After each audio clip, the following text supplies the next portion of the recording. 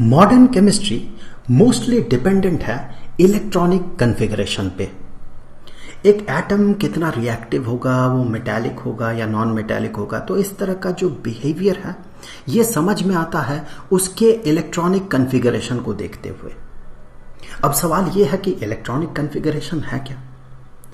जब एक एटम को इस तरह से रिप्रेजेंट किया जाता है कि उसके जो इलेक्ट्रॉन्स हैं वो इलेक्ट्रॉन्स किस ऑर्बिटल में या किस सब शेल में कितने हैं, तो उस तरह के रिप्रेजेंटेशन को इलेक्ट्रॉनिक कॉन्फ़िगरेशन कहा जाता है उस एटम का। एग्जाम्पल ले लेते हैं। फॉर एग्जाम्पल इलेक्ट्रॉनिक कॉन्फ़िगरेशन का एक एग्जाम्पल ले लेते हैं। For example oxygen. ऑक्सीजन जो है इसमें 8 इलेक्ट्रॉन्स होते हैं। तो फर्स्ट जो s ऑर्बिटल है, 1s ऑर्बिटल है, इस ऑर्बिटल में 2 इलेक्ट्रॉन्स होते हैं। 2s ऑर्बिटल में 2 इलेक्ट्रॉन्स होते हैं। और जो 2p सब शेल है, p सब शेल में 3 ऑर्बिटल्स होंगे, px, py और pz। तो इस पूरे 2p सब शेल में टोटल 4 इलेक्ट्रॉन्स होते हैं। हो गए 8 इलेक्ट्रॉन्स। तो इस तरह का जो कॉन्फ़िगरेशन है इसे इलेक्ट्रॉनिक कॉन्फ़िगरेशन कहा जाता है। अब किसी एटम के लिए उसके इलेक्ट्रॉनिक कॉन्फ़िगरेशन को हम कैसे पता करें, इसी के लिए आता है कुछ प्रिंसिपल्स और रूल्स। तो सबसे पहले हमें सीखना पड़ेगा aufbau प्रिंसिपल। ये एक जर्मन शब्द है, मैं रिपीट करता हूं, aufbau principle. It's like Audi, not Audi, it's like Audi, aufbau principle. Audi जो है ये भी जर्मन कार है। सो ये जो है ये एक जर्मन शब्द है और इसका जो मतलब होता है ये होता है टू बिल्ड, बनाना। तो ये aufbau प्रिंसिपल जो है ये हमें बताता है how to build up orbitals या कहें how to fill up the orbitals. अब ये aufbau प्रिंसिपल हमें बताता क्या है कि एक एटम में जो इलेक्ट्रॉन्स होंगे, जो इलेक्ट्रॉन्स फिल करेगा उसके ऑर्बिटल्स को, वो किस ऑर्डर में होगा, इंक्रीजिंग एनर्जी के ऑर्डर में होगा। सबसे पहले उसका जो लोएस्ट लेवल एनर्जी वाला जो ऑर्बिटल है वो फिलअप होगा, फिर उससे ज्यादा एनर्जी वाला ऑर्बिटल फिलअप होगा, फिर उससे ज्यादा एनर्जी वाला, फिर उससे ज्यादा एनर्जी वाला। तो मैं एक बार इस प्रिंसिपल को लिख लेता हूं कि इन ग्राउंड स्टेट, ये ग्राउंड स्टेट की बात करता है, in ground state orbitals are filled, किस ऑर्डर में फील्ड होता है, filled in order of increasing energy, order of increasing energy.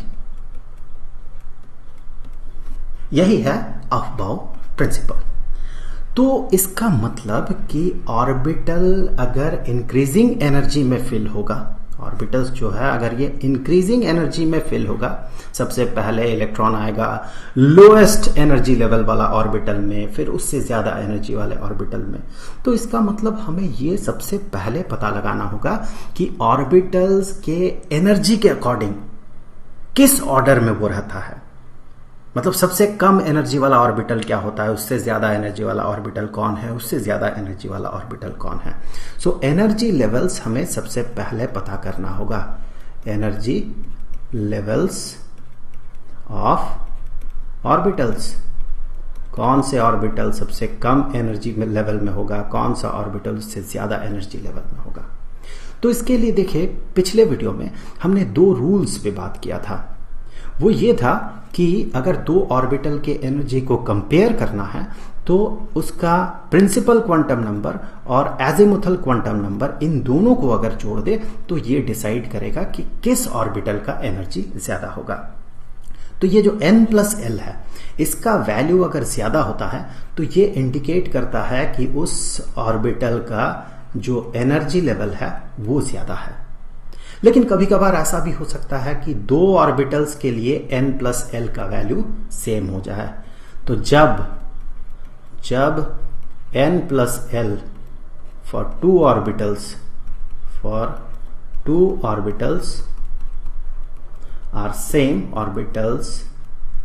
are same, इस केस में क्या होगा?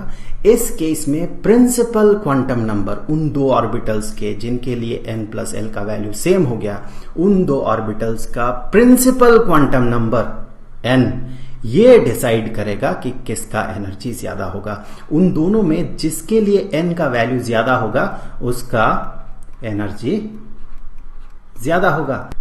अब कुछ ही देर में हम इन दोनों रूल्स को अप्लाई करने वाले हैं, इसीलिए मैं यहां पर एग्जांपल नहीं दे रहा हूं। लेकिन उससे पहले कि ये जो रूल है, दो ऑर्बिटल के एनर्जी को कंपेयर करने के लिए, तो क्या हमें जितने भी पॉसिबल ऑर्बिटल्स है सब के लिए हमें n प्लस एल का वैल्यू याद रखना होगा? ये तो फिर बहुत ज्यादा कम्बरसम हो जाएगा, कठिन हो जाएगा बहुत ज्यादा। नहीं, इसके लिए एक बहुत ही आसान उपाय है।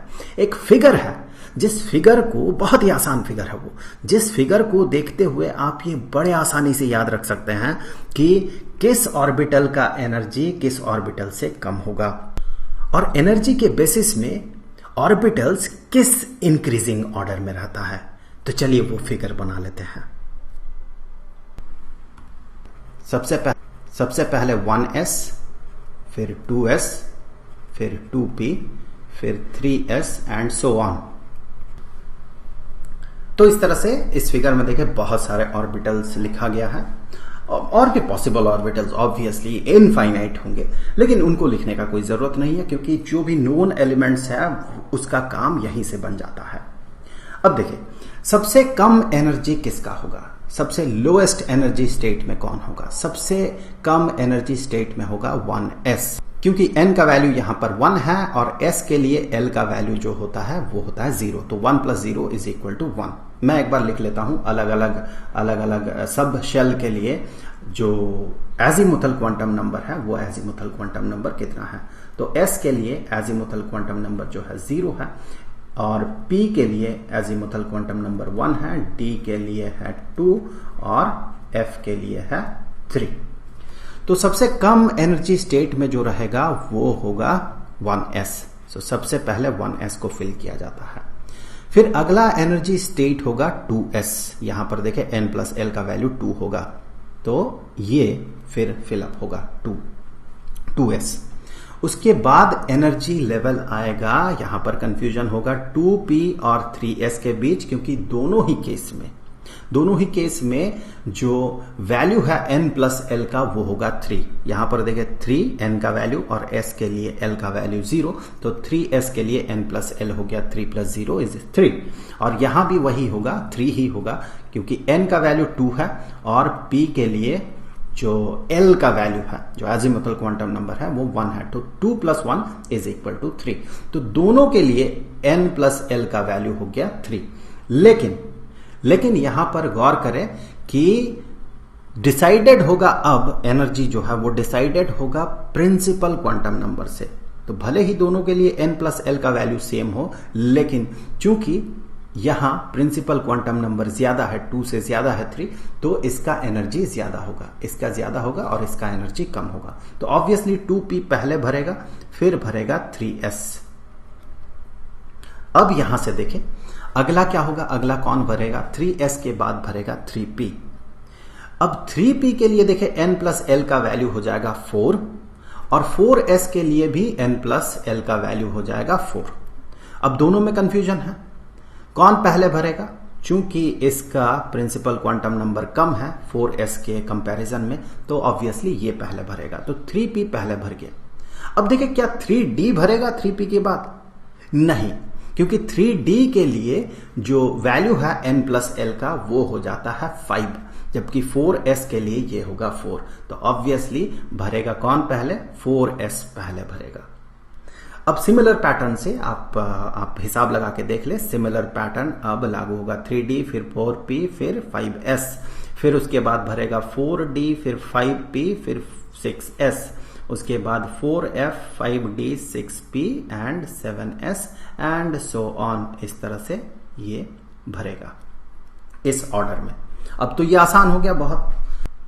तो यहां पर मैं डॉटेड लाइन बना देता हूं इस तरह से ऐसे कि पहले 1s, उसके बाद 2s, फिर 2p 3s, उसके बाद जाके 3p 4s and so on. इस तरह से डॉटेड लाइन आपको एक पाथ बताएगा कि किसके बाद कौन सा सब शेल जो है वो भरेगा। तो इस सिंपल फिगर से आप बड़े आसानी से याद रख सकते हैं कि अलग अलग ऑर्बिटल्स का एनर्जी किस ऑर्डर में होता है। पर अब जो नेचुरली अगला सवाल आएगा वो ये कि हाँ चलिए ठीक है कि 1s के बाद भरेगा 2s, 2s के बाद भरेगा 2p, लेकिन एक ऑर्बिटल में कितने इलेक्ट्रॉन्स होंगे? एक होगा, 2 इलेक्ट्रॉन्स होंगे, 3 4 5, कितने इलेक्ट्रॉन्स होंगे? जब तक ये पता नहीं चलेगा तब तक हम ऑर्बिटल्स को फिल कैसे कर सकते हैं? 1s ऑर्बिटल में कितने इलेक्ट्रॉन्स होंगे, 2s में कितने होंगे?